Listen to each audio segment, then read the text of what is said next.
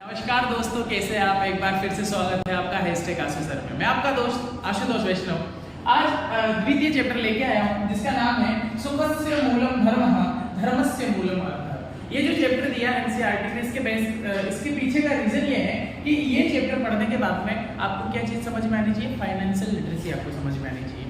Finance की जानकारी आपको होनी चाहिए, किस प्रकार से आपको पैसा कमाना है ईमानदारी के साथ में। वो चीज हम संस्कृत के माध्यम से समझने वाले हैं कि किस तरीके से पैसा कमाना है, उसको इन्वेस्ट किस जगह पे करना है। बहुत बड़ा चैप्टर है, हम छोटे छोटे टुकड़ों में इसको पढ़ेंगे, लेकिन एक बार अगर आपने ये वीडियो देख लिया तो एक बार में क्लियर हो जाएगा, आपको दोबारा पढ़ने की जरूरत नहीं पड़ेगी। सुखस्य मूलम धर्मः धर्मस्य मूलम अर्थः। अगर आपको ज्यादा जल्दी ये वीडियो देखने की तो यहाँ पर मैं संस्कृत में भी दिया है और हिंदी में भी दिया है। अगर आप केवल ट्रांसलेशन से मतलब है तो मैं समय समय पर आपको बताता रहूंगा कि स्क्रीनशॉट ले लीजिए, तो वहां से आप स्क्रीनशॉट लेकर के आप अपना नोट्स तैयार कर सकते हैं। अगर किसी को पूरा वीडियो अच्छी डिटेल से देखना है तो चलिए शुरुआत करते हैं।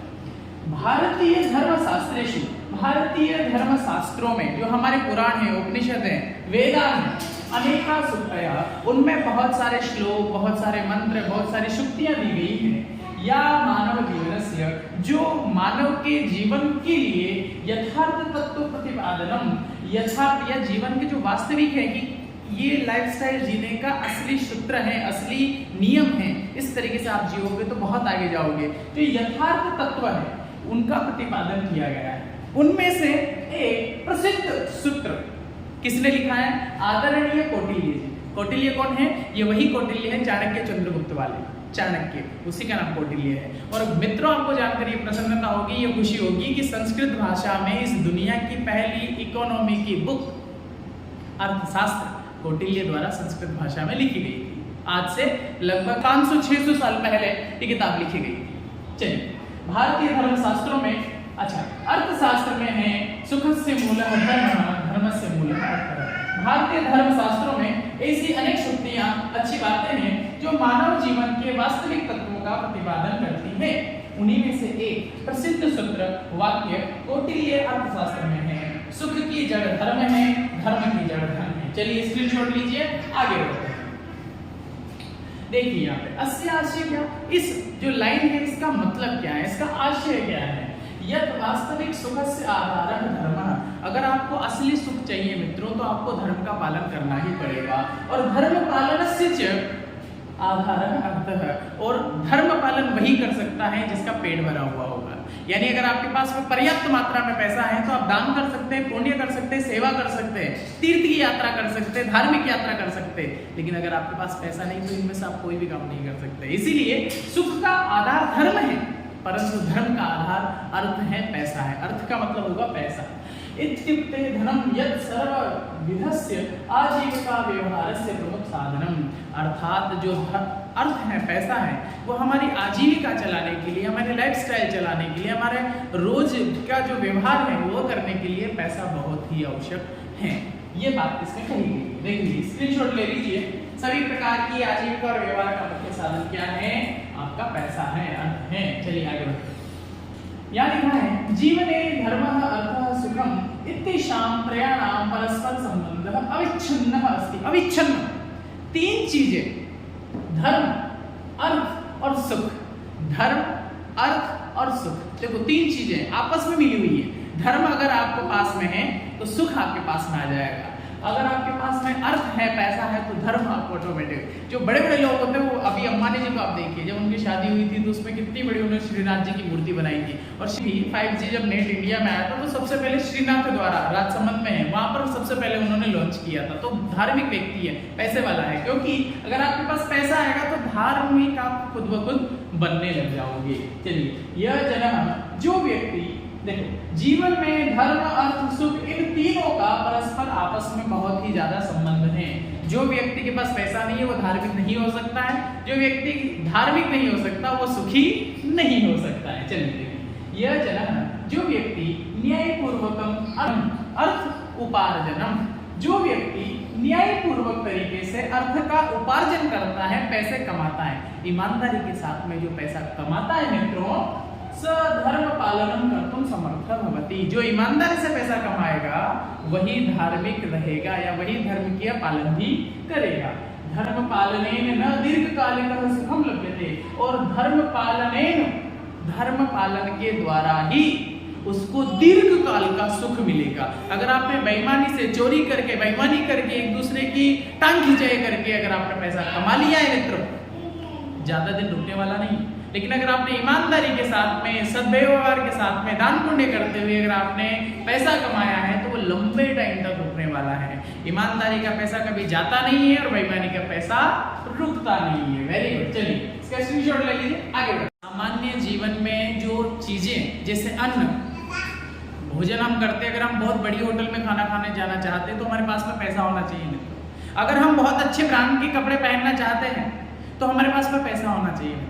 अगर हम अस्वस्थ हैं, हम बड़े से 5 स्टार या प्राइवेट हॉस्पिटल में इलाज करवाना चाहते हैं तो हमारे पास में पैसा होना चाहिए मित्रों। पैसा बहुत ही जरूरी है, इसीलिए संस्कृत के कक्षा 9 शारदा की बुक में दूसरा चैप्टर पैसे से संबंधित है। देखिए, सामान्य जीवन में अन्न, वस्त्र, आवास, शिक्षा, स्वास्थ्य, सेवा, इन सब की जो मूलभूत की जो आवश्यकताएं हैं, जो मैंने अभी नाम लिया है सबका, इनकी पूर्ति के लिए धन अति आवश्यक है। आवश्यक नहीं, बहुत जरूरी है। पर्याप्त धनस्य अभावात्, अगर आपके पास में पर्याप्त धन नहीं है तो इसके अभाव से आप अपने कर्तव्य पालन में आपको कठिनाई अनुभव होगी। आप चाहते तो हैं अपने बच्चे को बहुत अच्छी शिक्षा देना, बहुत अच्छा सुविधाएं देना, लेकिन आप कर नहीं पाएंगे। आपका जो कर्तव्य है उसका पालन ठीक से नहीं कर पाएंगे। क्यों? क्योंकि पैसे का अभाव है, धन का अभाव है। स्वास्थ्य से शिक्षा, सेवा, दानम, अगर आप सेवा भी करना चाहते हैं, दान भी करना चाहते हैं, तब भी आप नहीं कर पाएंगे क्योंकि पैसे का अभाव है। कार्याणि बाधितानि भवन्ति, और ये जो सारे आपके काम है ये बंद हो जाएंगे। दैनिक जीवनम च असंतुलितम भवति, और जो आपकी डेली लाइफ है वो भी असंतुलित हो जाएगी। इसीलिए अभी तक हम जो पढ़ रहे हैं ना मित्रों, ये क्या पढ़ रहे हैं? पैसे का महत्व पढ़ रहे हैं कि पैसा कितना महत्वपूर्ण है। किसी ने कहा था कि पैसा भगवान तो नहीं है, लेकिन कलयुग में भगवान से कम भी नहीं है। ये सब पढ़ करके अपने को शायद वही चीज याद आ रही है। स्क्रीनशॉट लीजिए जल्दी से। सामान्य जीवन में भोजन, वस्त्र, आवास, शिक्षा, स्वास्थ्य जैसी मूलभूत आवश्यकताओं की पूर्ति के लिए धन आवश्यक है। पर्याप्त धन के अभाव में अपने कर्तव्यों का पालन करना कठिन हो जाता है। स्वास्थ्य, शिक्षा, सेवा और दान जैसे कार्य बाधित हो जाते हैं और दैनिक जीवन असंतुलित हो जाता है। चलिए आगे बढ़ते हैं। आगे क्या कहा गया है? अतः इसीलिए धर्म शास्त्रेश धर्म जो शास्त्र है, चतुर्वर्गेषु, 4 वर्ग होते हैं मित्रों अपने पास में। धर्म, अर्थ, काम, मोक्ष, ये 4 पुरुषार्थ होते हैं व्यक्ति के। अगर व्यक्ति ने जीवन लिया है, मनुष्य जन्म लिया है, तो उसे 4 चीजें फॉलो करनी पड़ती है। अगर वो फॉलो नहीं करता है ना तो वो मनुष्य कहलाने के लायक नहीं है। कौन कौन सी चीजें? धर्म, अर्थ, काम, मोक्ष। उसको धर्म का पालन करना चाहिए, सबसे महत्वपूर्ण है धर्म। धर्म का पालन करना चाहिए। अर्थ, उसको पैसा कमाना चाहिए अपने लिए, खुद के लिए, समाज के लिए। काम, उसको विवाह करना चाहिए ताकि इस सृष्टि पे संतान उत्पत्ति कर सके और संख्या बढ़ा सके, ताकि सृष्टि का संतुलन हो सके। उसके बाद में आता है मोक्ष, और उसे अपने मोक्ष के लिए, खुद के लिए इतना समय निकालना चाहिए ताकि वो जब मरे तो मरने के बाद में भगवान के पास कुछ लेके जाए तो वो पैसा नहीं होगा, धन नहीं होगा, क्या होगा? शांति होगी, नाम जप होगा। चलिए राधे राधे, आगे बढ़ते हैं। अर्थ अन्यतम संभवतः इति गण्यते है। गरुड़ पुराणे, गरुड़ पुराण में भी कहा गया है। गरुड़ पुराण क्या है पता है आपको? चलिए बताते हैं अगर मिलेगा वक्त तो। ब्रह्ममुहूर्ते चोत्थाय धर्मार्थं च नित्यतः, अर्थात दिनस्य आरंभे धर्मार्थयोः चिंतनम आवश्यकम अस्ति। ब्रह्म मुहूर्त पे उठ जाइए, हाथ जोड़ करके सुबह सुबह अपने धर्म, भगवान का नाम लीजिए और पैसे का नाम लीजिए कि आज मैं घर में पैसा किस तरीके से लाऊंगा, आज मैं क्या करूंगा जिससे मेरे घर में कुछ पैसा आए, कुछ आजीविका आए। कब करना है? गरुड़ पुराण में कहा है सुबह उठते ही सबसे पहले धार्मिक काम करो, मतलब सोचो, गायत्री मंत्र बोलो, मंत्र जप करो। उसके बाद में आप क्या करो? अर्थ का चिंतन करो कि आज पैसा कैसे आएगा, आज मैं क्या काम करूं जिससे मेरी इनकम और ज्यादा बढ़ेगी। ये गरुड़ पुराण में कहा गया है। स्वस्थ आर्थिक व्यवहार त्रिविधः भवति। जो स्वस्थ आर्थिक व्यवहार होता है, पैसे का लेन देन होता है, वो 3 प्रकार का होता है। पढ़ते हैं आगे। चलिए इसका स्क्रीनशॉट ले लीजिए, पहले ले लिया। चलिए बहुत बढ़िया, आगे बढ़ते हैं। अब देखिए बहुत इंपॉर्टेंट चीज है, न्यायपूर्णम अर्थोपार्जनम। सबसे पहली चीज है, पैसा तो कमाना है, बिल्कुल कमाना है, अंधा पैसा कमाना है, लेकिन कैसा कमाना है? सबसे पहला नियम है, याद रखना मित्रों, अगर ईमानदारी से अगर आपने पैसा कमाया बहुत लंबे टाइम तक जाएगा, और बेईमानी से अगर आपने पैसा कमाया दिखेगा वो आपको बहुत ज्यादा दिखेगा, लेकिन वो आपका खुद का पैसा भी या आपके खुद का सुख चैन भी लेकर के चला जाएगा। इसीलिए सबसे पहला पॉइंट जो संस्कृत ने दिया है, एनसीईआरटी ने दिया है, वो ये दिया है कि न्यायपूर्ण अर्थोपार्जनम, न्याय पूर्वक आपको पैसा कमाना है। चलिए, सन्मार्गेण एव धनार्जनम करणीयम इति, आपको सन्मार्ग में चल करके, अच्छे रास्ते पर चल करके आपको पैसा कमाना है। सबसे पहला नंबर का पॉइंट है। उक्तः भगवतः मनुना सर्वेषामेव शोचानाम अर्थः शोचं परं स्मृतं, यो अर्थे शुचिर्हि सः शुचिर्नः मृत्वा ऋष शुचि अस्य आशयः, इसका आशय है यत् अनैतिक आर्थिक व्यवहार कदापि न करणीयम, हमें अनैतिक व्यवहार, अर्थ का व्यवहार, यानी ऐसा काम जो बेईमानी हमको लगे कि नहीं यार तो मैं चीटिंग कर रहा हूँ, या तो मैं गलत काम कर रहा हूँ, वो हमको कभी भी नहीं करना चाहिए। याद रखना मित्रों, मां वित्तः कस्य सिद्धधरम इति उपनिषदः वाक्य सततं मनसि निधाय स्वकौशलेन विद्या च धनम उपार्जनम, आप अपनी स्किल बढ़ाइए, अंदर आपका नॉलेज बढ़ाइए, आपका ज्ञान बढ़ाइए और आप पैसा कमाइए। चलिए देखिए क्या लिखा है, न्यायपूर्वक धनार्जन, ईमानदारी के मार्ग से ही धन कमाना चाहिए। भगवान मनु ने कहा है सभी प्रकार की पवित्रताओं में धन की पवित्रता सबसे श्रेष्ठ मानी गई है। अगर आपके पास पैसा है, पैसा तो किसी के पास भी आ जाएगा, कोई भी पैसा कमा लेगा, भिखारी भी पैसा कमा लेता है, लेकिन वो किस प्रकार का है? सबसे श्रेष्ठ कौन सा धन माना गया है? धन की पवित्रता। जो धन में मामले में शुद्ध ईमानदार है वही वास्तव में पवित्र है, केवल मिट्टी और जल से स्नान करने वाला नहीं। अगर आप स्नान करते हो, लोशन लगाते हो, पाउडर लगाते हो, साबुन से नहाते हो, आप पवित्र नहीं माने जाएंगे। अगर आपके पास जो पैसा है वो ईमानदारी का है तो आप पवित्र माने जाएंगे। भले आप 8 दिन मत नहीं है, कोई बात नहीं, लेकिन आपका धन है वो कैसा होना चाहिए? पवित्र होना चाहिए। इसका आशय यह है कि अनैतिक तरीके से कभी भी धन नहीं कमाना चाहिए, किसी के भी धन का लोभ मत करो। इस उपनिषद के वाक्य को निरंतर मन में रखकर अपने कौशल और विद्या से धन कमाना चाहिए। जो आपके पास स्किल है उससे कमाओ ना, क्यों चोरी?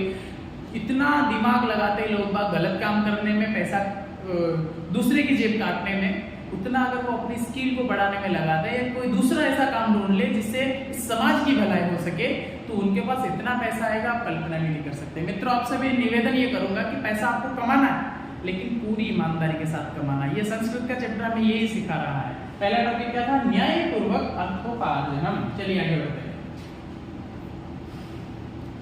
औचित्यपूर्ण व्यय, दूसरा जो पॉइंट है सबसे महत्वपूर्ण वो है औचित्यपूर्ण व्यय।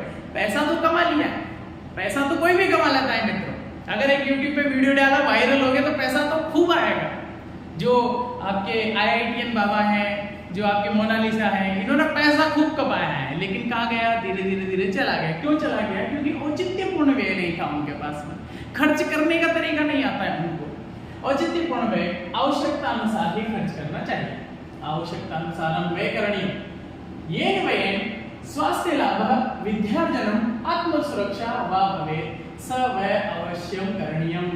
ऐसा खर्च जिससे स्वास्थ्य का लाभ हो, यानी अगर हम हॉस्पिटल में पैसा दे रहे हैं तो वो वेस्ट नहीं है, इन्वेस्ट है। इन्वेस्ट भी नहीं बोलेंगे, लेकिन वो वेस्ट नहीं है क्योंकि हमारी तबीयत ठीक हो रही है, स्वास्थ्य लाभ हो, हमें शिक्षा प्राप्त हो रही हो, नॉलेज। अगर आप स्कूल में फीस दे रहे हो, अगर आप कहीं पर कोई नई टेक्नोलॉजी सीख रहे हो, नया ज्ञान कुछ सीख रहे हो, नई स्किल कहीं सीख रहे हो, वहां पे अगर पैसा दे रहे हो तो वो वेस्ट नहीं है मित्रों, वो इन्वेस्ट है। या आत्मसुरक्षा की बात हो, अगर आपने घर में CCTV कैमरे लगाए हुए हैं, घर गाड़ियों में सेंसर्स लगाए हुए हैं, बहुत सारी चीजें हैं जहां सुरक्षा की बात आती है। अगर आपने, चलिए आगे बढ़ते हैं, वह खर्च अवश्य ही करना चाहिए। आडंबरपूर्ण दिखावे के लिए या विलासिता के लिए किया गया खर्च अपव्यय कहलाता है। अगर आपके पंखे से काम चल रहा है और आप घर में AC लगा रहे हैं तो वो अपव्यय कहलाएगा। अगर आप जो कपड़े पहन रहे हैं, साधारण कंपनी के, साधारण ब्रांड के अगर आप कपड़े पहन रहे हैं, लेकिन आपको नहीं, भाई हम तो बड़ी कंपनी के पहनेंगे, 5000 की शर्ट, 6000 की शर्ट पहनेंगे, काम 1000 रुपए वाले में भी चल जाता है, अपव्यय कहलाएगा। अगर आपको खाने के लिए भोजन चाहिए, लेकिन आप 5 स्टार होटल में जाकर के खाने खा रहे हैं अपव्यय कहलाएगा। देखिए यहाँ पे लिखा है, मैं नहीं बोल रहा हूँ भाई साहब, आपकी संस्कृत भाषा बोल रही है। आडंबर पूर्वक अगर लोगों को दिखाने के लिए आप काम कर रहे हैं, पैसा खर्च कर रहे हैं, तो वो अपव्यय कहलाता है। और दूसरा हमारा महत्वपूर्ण पॉइंट है, पहला क्या था, न्यायपूर्वक कमाएंगे, ईमानदारी से कमाएंगे। खर्च कहाँ करेंगे, जहां अपव्यय नहीं करेंगे, ईमानदारी से ही खर्च करेंगे, जहां आवश्यकता है वहीं खर्च करेंगे। आडंबरपूर्ण दिखावे के लिए या विलासिता के लिए किया गया खर्च अपव्यय कहलाता है। अपव्यय से बचना चाहिए, इसीलिए प्रत्येक खर्च का हिसाब किताब रखना चाहिए और अंत में उसका अवलोकन चेक करना चाहिए कि मैंने कहाँ खर्च किया, कहाँ बचाया, कहाँ खर्च किया, कहाँ बचाया, कैसे कमाया। पैसा बहुत मुश्किल से कमाया जाता है मित्रों, याद रखिएगा। चलिए आगे बढ़ते हैं। भविष्य दृष्टया संचय, भविष्य की दृष्टि से संचय करो। अगर आपको इन्वेस्ट करना है तो आगे का सोच के करो। ऐसा नहीं कि मैंने दुकान खोली 5,000 की, इनकम आई 1,000। आगे का सोच करके आपको काम करना चाहिए। भविष्य की दृष्टि से संचय बचत कमाए हुए धन का कुछ भाग भविष्य की सुरक्षा के लिए लगाना चाहिए। अगर आपकी सैलरी 1 लाख रुपए है तो 10-20 हजार रुपए आप एक साथ सिक्योर कर लो, ऐसा रख दो अकाउंट में कि हर महीने हम उसको निकालेंगे और जब हमारे ऊपर भगवान न करे कोई समस्या आए तो हम उस चीज का उपयोग कर लेंगे। या हमारे बेटी की शादी है, हमारे बेटे को आगे पढ़ना है, विदेश जाना है, तो उस चीज में हम उसका उपयोग कर लेंगे। चलिए, भविष्य की सुरक्षा के लिए बचा कर रखना चाहिए। बचत की आदत से व्यक्ति आत्मनिर्भर बनता है। अगर मान लीजिए आप एक प्राइवेट नौकरी कर रहे हैं और प्राइवेट नौकरी करते करते आप इस तरीके का संचय कर रहे हैं, मान लीजिए कोई भी समस्या आती है, जैसे अभी कोरोना की जैसी समस्या आई थी, बहुत लोगों की नौकरियां चली गई, उनके पास कुछ भी नहीं था, पूरा जितना कमाते थे पूरे महीने में उठा देते थे, उड़ा देते थे। लेकिन जिसने भी पैसा बचाया हुआ था मित्रों, वो उसके बहुत काम आया। इसीलिए बता रहे हैं तीसरा जो इम्पोर्टेंट पॉइंट है, भविष्य दृष्टया संचयनम। भविष्य को सोच करके हमें संचय करना चाहिए, उसको इन्वेस्ट करना चाहिए, बचाना चाहिए पैसे को। आत्मनिर्भरता ही स्वाभिमान का मूल आधार है। अगर आपके पास में पैसा है, दम है, हिम्मत है, अगर आपके पास में बहुत अच्छा स्ट्रॉन्ग बैकग्राउंड है पैसे के मामले में, अर्थ के मामले में, तो आप स्वाभिमानी हो जाएंगे। अगर आपके बॉस ने आपको गाली निकाल दी तो आप बहुत ज्यादा दिन टिक नहीं पाएंगे, क्योंकि आप स्वाभिमानी व्यक्ति हो जाएंगे। कब होंगे, जब आपके पास अर्थ की कमी नहीं रहेगी। आपका घर बिना आपकी सैलरी के भी चलेगा महीने, 6 महीने, साल भर तक, तो आपको चिंता नहीं रहेगी। लेकिन आपके पास अर्थ संचय नहीं है, अगर आपने कुछ पैसा नहीं बचाया हुआ, तो आपको आपके बॉस की डांट सुनकर के भी, गलत बात सुनकर भी वहां पर रहना पड़ेगा। समझ में आया मित्रों? बहुत ज्ञान की बात है और पूरे भविष्य की बात है जो मैं आपको बता रहा हूं, याद रखिए। संकट के समय में भी स्वाभिमानी व्यक्ति किसी दूसरे की आर्थिक सहायता की अपेक्षा नहीं रखता है। आप गलत आदमी के पास कभी भी नहीं जाएंगे, भले आपको पैसे की आवश्यकता है। आप पैसा कहां से निकालेंगे, जहां आपको ईमानदारी से मिल रहा होगा, लेकिन गलत काम आप नहीं करेंगे। समझ में आया क्या? चलिए, आज इतना ही, फिर पढ़ेंगे अगला पार्ट इसका दूसरा डालता हूँ फिलहाल इतना, क्योंकि लंबे स्ट्रेंजा इसके हैं। तो अभी तक इतना पढ़िए, 2 बार रिपीट किया तो पूरा समझ में आ जाएगा। मिलते हैं अगले वीडियो में, धन्यवाद।